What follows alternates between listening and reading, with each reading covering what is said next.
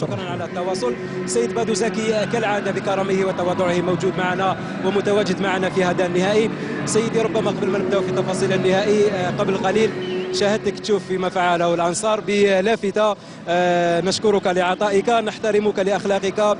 زكي بالكأس سنودعك، هذا ما كتبه لك قبل قليل أنصار شباب الوزداد. أولا كنشكر الأنصار شباب الوزداد على الاستقبال وعلى التعامل اللي تعاملوا معايا به بكل احترام وبكل تقدير، وعلى المعامله اللي عاملوني بها طيله الفتره تاعي اللي خديتها هنا في الجي. الان الحمد لله الاهداف كلها تحققت، بقات لنا حاجه وحده باش تكون الامور كلها مكموله، هو كيخصنا ان شاء الله اليوم اللاعبين ديالي يعطيو، او اللاعبين شباب الوزداد كان كنحسبهم ديالي شباب الوزداد يكونوا في الموعد ويهديوا هذا الجمهور الكريم، هذا الجمهور العظيم اللي حج باش يازرنا كاس السابعه. طيب سيد زكي، الموسم كان طويلا وشاقا وممتعا ايضا، اليوم موجود في نهائي. تعليقك ربما على هذه الاجواء الجميله جدا بملعب 5 جويلية؟ وهذه الاجواء ما كتعيشهاش في كل امسيه او في كل اسبوع.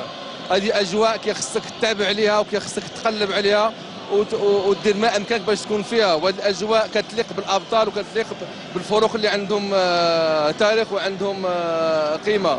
تنظن بان الفريق شباب الوزداد رجع للسكه تاعو الصحيحه ورجع للمكان الطبيعيه اللي كيستحق هذا الجمهور الكريم. لهذا فاحنا جد فخورين بتواجدنا في هذا العصر الرياضي الكبير، وكنتمناو ان شاء الله المقوله تكمل بالكاس.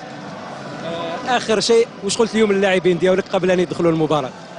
وتنظن داك الشيء اللي قلت لهم نتمناو يبينوه داخل الميدان، لان اليوم كنمثلوا شريحه كبيره وكنمثلوا اسم ديال الشهيد الكبير ديال محمد بن الوزداد، ويكفيك تحمل القميص او تكون الاطار ديال هذا الفريق، يكفيك فخر.